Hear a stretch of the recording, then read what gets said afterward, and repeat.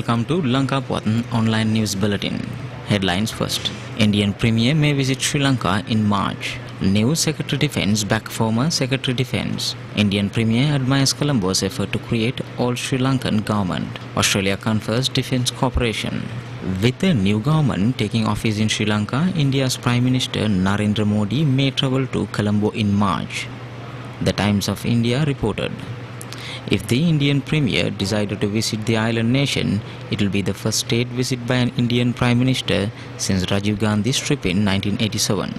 Speaking to a journalist after his first visit in his new capacity, Minister of External Affairs Mangal Samaravira stressed the new government wanted to demonstrate the importance of restoring friendly ties with our neighbour. He said his Indian counterpart Sushma Swaraj would travel to Sri Lanka for the Joint Commission meeting in February, and this would be followed by the first visit to India by New Lankan President Maithripala Sirisena.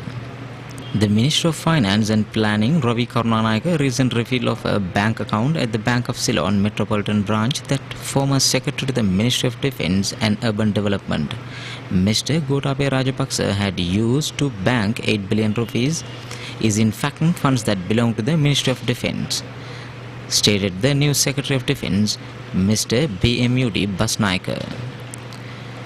These funds were never stored in any personal accounts of former Secretary of Defence and was never used for any of his personal purposes, assured Mr. BMUD Basnaika. This account had received these funds after a sale of land adjoining a military encampment in Galface, and the funds were being used to construct a new military camp in Pelavatta, he further stated.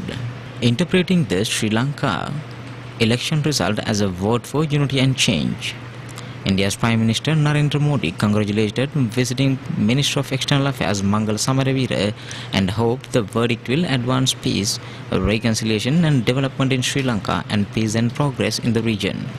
Indian Premier stressed in a meeting with the Minister Mangal Samaravira that even a few steps can clearly indicate one's direction.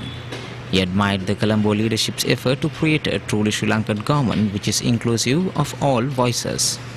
Australian High Commissioner in Sri Lanka, Robin Modi, called on Secretary of Defence Mr. BMUD Basnaika at the Defence Ministry yesterday.